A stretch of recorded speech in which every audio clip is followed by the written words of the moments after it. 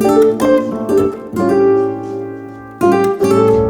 morning everybody, and welcome back to my channel. Now this video is very different from any video I've done, and my main purpose of doing this video is to help people. So I currently own a Tesla Model Y, and somebody hit my vehicle probably over nearly a month ago now, and it's been in for repairs, and I currently have a BMW XI as a hire car, and I've been wanting to do a video for quite a while about owning my Tesla and realistically how it works day to day, how and why I love the vehicle, and what it actually costs to run. Because when I was researching, I could not find one single video on YouTube that actually gave a monetary value of what it costs to run and own a Tesla.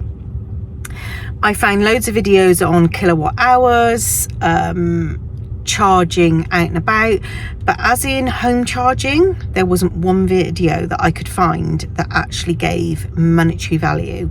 So I want to go into that in this video to give you an idea of what it actually costs me to run my Tesla per month. And then I thought it'd be good, while I have this hire vehicle, to give a little bit of a comparison. I kind of feel like I should be starting with a Tesla, but I feel like a lot of negatives to this vehicle, hire vehicle that I've got, and I'm itching to say all of the negatives. I feel that now I'm actually sat in the XI, I thought it'd be really good to start here, and then when I get my Tesla back, which I think is tomorrow, I will then go through the interior of the Tesla, the things that I love and I was going to say don't love, but they're literally, I don't think is anything. So when I first stepped into the XI, it feels a lot bigger than the Model Y. I don't really know why, because I don't think it is. Tesla is very wide, whereas this seems or feels higher up. It also feels quite wide, and I would say it's definitely longer than my Tesla Model Y. I have done one longish trip in this, which was to Swindon, and that was about 45-minute drive, which gave me a really good understanding of what it was like to take a vehicle on a longer trip. Before we bought the Tesla, I did loads of research, and there is a thing called range anxiety. Now I've had this vehicle for a few days, I totally get range anxiety. I obviously took this to Swindon on a full charge. There is nothing here that I'm aware of, and I am no car guru, I may have this completely wrong, but there was nothing I could see that worked out what battery I would have when I reached my destination. Whereas with the Tesla, you put in your destination, it will calculate if you have enough battery to get there. If you don't, it will put you en route to a Tesla supercharger to give you enough charge to move on from wherever it is that you are. And this car doesn't seem to have any of that. And although I knew that going to Swindon and back would nowhere near use that battery, I still felt range anxiety. And being honest, it's the first time I've ever felt it. I've only ever really driven 2 electric cars. I've taken a few out on test drives. I fully felt range anxiety, even though I knew that I had enough battery to get me there and back. I don't know why. I think when you're seeing it with a certain percentage of when you get somewhere, it just puts your mind at rest. And it's the most easiest thing to be able to access and just give you that peace of mind, where I've not really felt that with this vehicle. I do feel this vehicle is slightly higher up, which I have quite enjoyed. This does have a panoramic roof, but the interior of the car feels a lot darker. The Tesla has a lot of glass which lets in a lot of light, and I'm presuming that just makes a huge difference. This car, I think my husband said, ranges I think around about £70,000, and Tesla Model Y, there might be like 42 upwards depending on what spec you have. I personally don't think that this car warrants nearly an extra £30,000. The first thing that I noticed when I got in this vehicle is how plasticky things feel. There's an overload of buttons in places, and even when you shut the door, it kind of makes this rattly noise. It just generally feels quite plasticky and doesn't feel as solidly built as the Tesla. Even though I've only had this for a few days, and I have got used to the car, I do quite like driving it. I can't wait to have my Tesla back because I just love it. So probably what most of you are tuning in to this video for, maybe, I know if it was me, it's what I'd be tuning in for, is to find out how much it actually costs to run and charge a Tesla Model Y. So I am currently with Octopus Energy. When we had our charging station fitted to our house, we were advised by the electrician to go with Octopus Energy because they just seem to have the infrastructure there for electric charging, solar panels, you know, all that sort of thing. And I have to say that we have no regrets going with Octopus Energy. We are on an EV tariff. So basically, if my Tesla needs charging, I get home, I put it on charge, it won't start charging until Octopus work out what is the cheapest times to charge throughout the night. So it will often be broke down to 3 charging time slots. But obviously we're asleep, we aren't aware of any of that. And then when you look at the Octopus Energy app, it will give a clear breakdown of what your daily expenditure is and then what your EV charging rate is of an evening.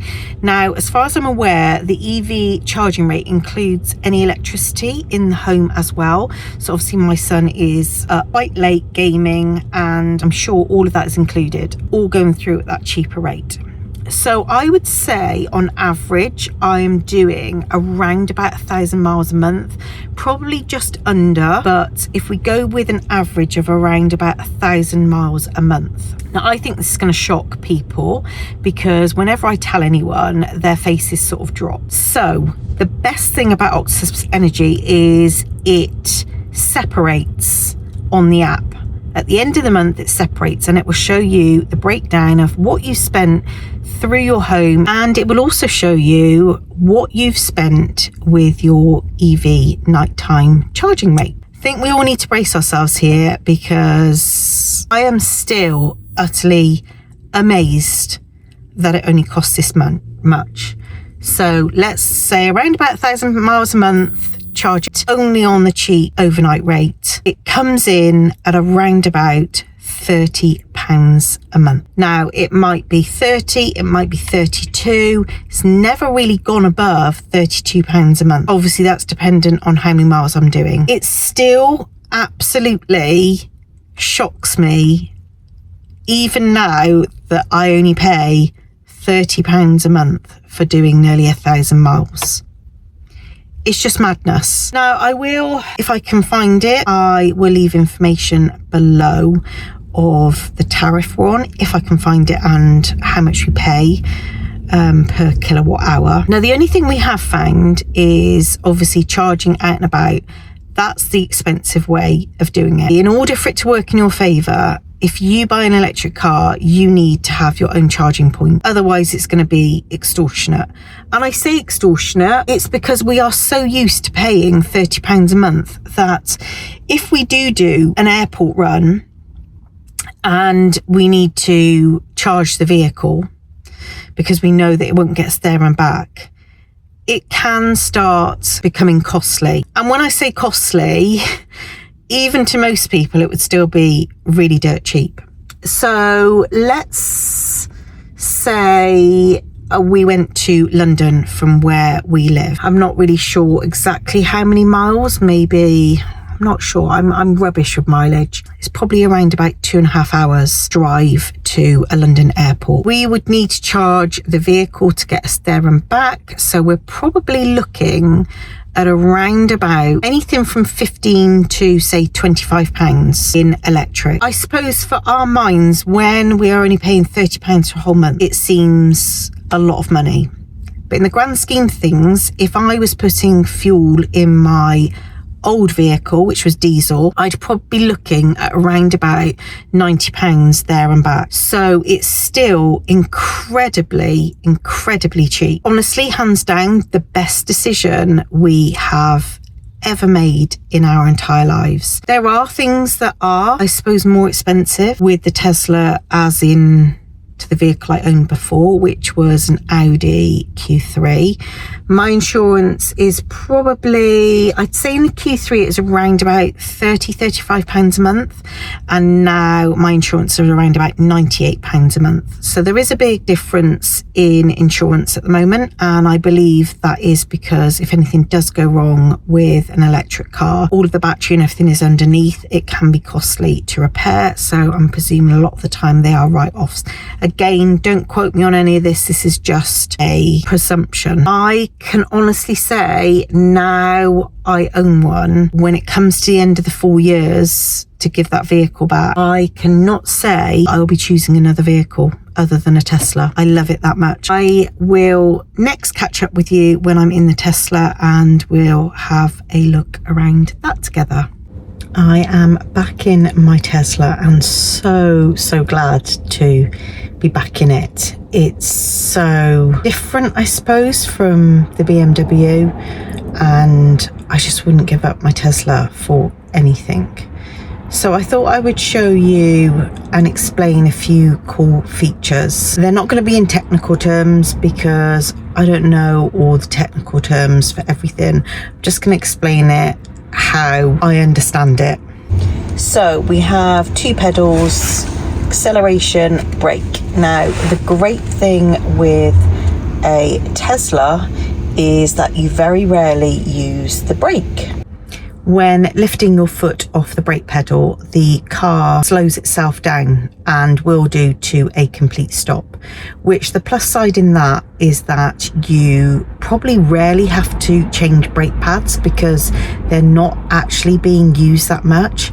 I very rarely use my brakes. It's only, I'd say, the only time I would really use them is if, say, I'm coming to a stop really quickly and it might not kick in as fast, so I will touch on my brakes then. But that is about it. Basically, I'm only ever using one pedal for acceleration and braking, which is amazing because long term it's saving on things like brake pads, brake discs, which is a win-win. Okay, we have two sticks. This one is for our gears and parking. And then, if I can find it, this one is for indicators. It also does the wiper blades. So if I touch this lightly, it will come on once and then it will display. Oh, and then it will display and I can choose what strength I have my wipers on, and if I long hold then water comes out to clean it. Just going to put that back onto auto. And then most of the things done in this car are done on a screen, which I must admit, when I very first bought this car, was a little bit overwhelming, and I thought, oh my gosh, how am I going to be touching a screen whilst driving? But you soon navigate, you soon get to understand where things are, and it is a touch screen. So, you know, if I want to go somewhere, I just click navigate, I put in the address that I'm going to, and then we've got controls here which unlock the charging flat. I can open my boot I can lock the car, and I can also open the front bonnet as well. Storage wise, this car is amazing. It has a front boot, which people call lots of different things. A fruit, a frunk, I think it is. People call it lots of different things. Back boot has essentially two sections. So you've got the main part of the boot, and then you've got an under storage bit, which is where I actually store all of my work things. I love it for this reason, because when I open my boot, I don't see any of the congestion and bags and stuff for my work. In my old car, this was something that really bothered me, which, you know, to a lot of people wouldn't seem that big a deal, but when you're using your vehicle every day and you're in it all day every day for work, it really does make a difference. And now all of my work things are hidden, and I can open my boot for, say, my food shopping or whatever shopping I do, and my boot is completely clear, which I absolutely love. We've done a few trips to the airport since we've owned this car, and I would say that the front boot has come in really handy. Probably got, I'd say, 3 sort of rucksack bags in the front. It's amazing for space. The inside of the vehicle is one of those things that I absolutely love. I am a little bit of a clean freak. This car is just the easiest car to keep clean. Every single surface in here is wipeable. It is vegan leather, really wipeable. I've used antibacterial wipes, I've used car cleaning wipes, I've used everything, and it just literally wipes away. I haven't had one stain, one mark, anything. The interior of the vehicle has a lot of what I would say is faux suede. That's what it feels like to me. I'd say the difference between this car and the BMW is that the BMW was so rattly, so I would shut the door and you'd feel that everything was really plasticky and everything would shake. You don't get that with a Tesla at all. I really feel like the build quality inside is of a high quality. I love the simplicity of this car. I love that there is hardly any buttons to press. I love the fact that there's not 1,000 buttons on the door to press. I love the fact that the center console is lovely and clear, and my gear sticks are essentially indicator sticks. What are they even called? You know what I mean. I told you I wasn't very good with technical terms. Okay, so I will show you another couple of features of this car. Got 2 buttons here. I mainly use this for volume up and down, and then changing tracks. I do have Spotify on this vehicle, so I regularly listen to that rather than the radio. So yeah, can just shift here. You can do I think it's called a soft reset, or I can't remember if it's soft or hard, but where you basically press down at both these buttons. Don't really use this one anywhere near as much, and probably that's because I don't really remember what this is for, to be honest with you. I probably would have used this before, but it's funny how you can be out of a vehicle for a week, and I took it out yesterday and thought the indicators were on the other side. It is, you know, your brain does really get used to another vehicle very quickly. So we've got the center console here, which I love. Always room for 2 drinks. I did buy this cup holder liner because I just want to keep this car in the best possible condition I can. Not just for handing it back, but for me. I take huge pride in this car, and we can all get crumbs in this bit, we can get drips of drink, and I just didn't want anything being stained, so I did buy a cup liner. Now inside here is quite a large storage, and you can buy storage containers for it. I've not actually done that, and I probably will do at some point. I bought 2 of these plastic boxes, and I keep kind of anything here to hand, so tissues, hand cream, I've got lip gloss, pen, just those kind of things really that I need to get to really quickly. You've then got a double charging port here. Mine doesn't actually work with the case on, so I do have to take the case off to charge mine here, but I think that's just my case. So yeah, you've got this here, which, you know, is quite big, so it's obviously designed for, I've got an iPhone Pro Max, so fits perfectly. And then we've got a second area here, which again is really big, and it does go quite far back. And then you've also got a bit in here which you can buy these like secret, I don't know, things to put in here, and that just clips in place, and that is my armrest, which I use all the time when driving. And then the door is just super simple, which I absolutely love. We've got back windows, front windows, then you can open door, and yeah, just super sleek, super minimal, which I absolutely love. Now, I think the wood trim is very much love or hate.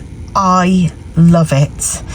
I just think it brings a little bit of warmth to the car, and it's a really nice tone of faux wood as well. So yeah, I really love this. Then got the back seats. These are actually adjustable. The back part is adjustable, so you can have it more sort of led down or upright.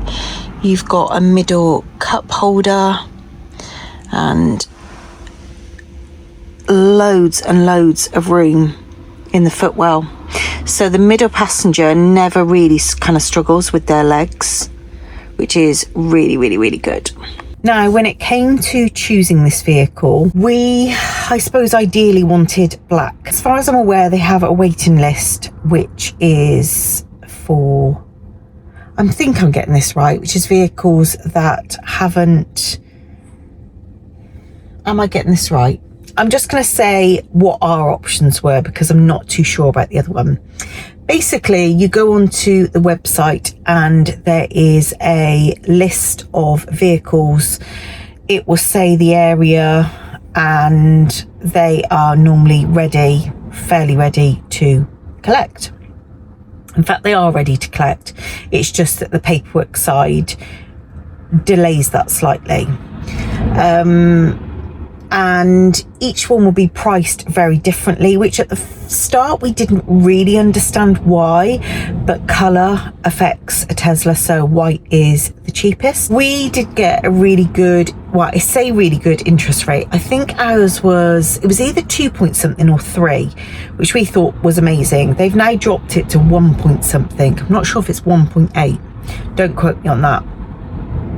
And we were working out yesterday that our payments would be just over £50 less a month. So we really hope that when we come to change this vehicle in 4 years, that fingers crossed the interest rate is 1% something, or even 0%. I know they have done that on the 3 before. So yeah, we did actually decide to go for the white just because it's our first Tesla, wanting to keep down those payments. And we did put down the value of my existing vehicle. We did actually do that through Tesla. We did, in fact, to begin with, we were going to sell my old vehicle privately. And then because of timings and things, we just decided to just do it through Tesla. And actually, Tesla were one of the highest offers we got for my vehicle, which I wasn't actually expecting, to be honest with you, but again, really good. I don't mind the white actually, and I think we changed the wheel trims to black, not through Tesla. We went through a company called, I think they're called Tessera's, and they were around about £100 for 4 wheel trims. And I think the white car with the popper black I really love, so not gutted we've got white at all. But I think for our goals next time, we would definitely be choosing a black car. And it's quite funny actually, because before I bought this car, I was adamant when we were looking around for cars that I was only going to have a black car, because I do love black cars. But no, I don't regret it at all. I do really like it in white, but I think, yeah, next time we would hold out and get a black one. We looked at white interiors, black interiors. Again, I think that affects the price.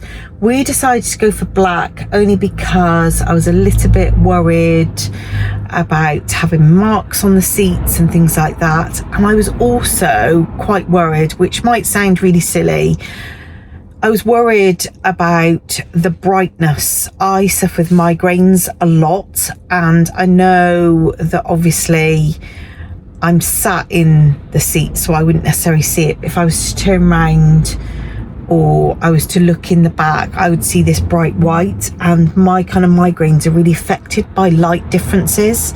So if something, say the sun is really bright and I'm talking to somebody and the light is behind, so if I'm going from looking at a person to looking behind, that can trigger a migraine. So that was one of the other reasons why I decided not to go for the white interior. But having stepped in and having had the BMW for nearly a week, I felt that the BMW was so dark inside, and I couldn't work out why, because they both got the glass roofs. But, and it's just so silly, isn't it? Because I suppose when you're in a vehicle all the time, you just don't think. But then I got back in this and I was like, oh my God, I now know why the BMW was so dark. Because the interior in here is like it's like a greyish colour actually. And if you can see, yeah, it's like a greyish colour, which just gives that added brightness. And I feel like the upper half of a Tesla feels like it's mainly glass, because there is a lot of glass, even between the roof and the back. There's only like a smallish panel before it turns into glass again. So yeah, I really love it. I do think that a Tesla is a bit like Marmite. You either love them or you hate them, but not for the drive. I think for the exterior. I think some people think that they're really ugly. I personally don't. I think they are beautiful cars. But now driven one for so many months, I honestly could never see myself going from any other car. It's like no other drive I've ever had. It's really solidly built. There's no sort of like rattles when I'm driving. It handles the road amazingly. It's super nippy. Like you can pull off from a junction so quickly, but then quite easily go back down, or not down, but go to the speed limit. So you can take off really quick, but then if it's say 30 miles an hour, you can reach that 30 miles an hour really quick, but then maintain that 30 miles an hour. On the right hand stick, the gear stick, if you pull down, I can't remember if it's once or twice. Do you know what? This is the thing. When you drive a car, you just don't think, do you? I can't think if it's once or twice. But anyway, that will hold your speed, which comes in really handy. And you can change that speed up or down using the right roller ball that I showed you. I've just remembered one of the things I use it for. This is the thing. You go to do a video like this, and when you drive a car, you just do these things automatically without thinking. But then when you're explaining it, it kind of goes out the window a little bit. I would say that it took me around about 2 weeks to get used to this car fully, to know where the important buttons are. I mean, there are still things that I could learn about this Tesla. It does so many things. It's unbelievable. I'll just quickly show you the touch screen. So one of the main buttons, you click car, and then that opens up. Is this going to show? This opens up to a huge control panel, And yeah, you can see I've got my lights on auto. Fold the mirrors, but it does it automatically. I can open the glove box from here. Has so many different features. And then to the side, you've obviously got all of these. So yeah, I'd say it takes a good 2 weeks to kind of work your way around the important things to be using in this car. Like I said, there are so many other things that I probably don't even know about this Tesla. There are loads and loads of YouTube videos about little hacks and things that, you know, you can pick up. But yeah, I'd say around 2 weeks to feel completely confident using this, which might sound a little bit scary to some people. It's not really, you know, 2 weeks fly by, and you know, you're kind of learning as you're going along. There is also permanent recording in this vehicle, so that obviously came in very handy with my recent little car crash. I basically had somebody, my car was stationary, somebody basically went into the front corner bumper. It was parallel parking, but they didn't reverse, they just cut the corner and just went straight into my car. Everything is recorded, so you can click on, you can see all of your Sentry notifications, and you can see the whole thing. You can also download that to the USB in this vehicle if you needed to show it for insurance purposes, but the lady that actually hit me admitted to it, so that wasn't the case. But I think that's one thing that people don't realize, is the Tesla is permanently recording. And you know, I know before we bought one, we once we were in a car park and we had a really good look through somebody's car just to kind of see what they were like inside before we even went to a showroom. And now I think, oh my God, we were all on camera, like staring in their car, and they're probably thinking, what on earth were we doing?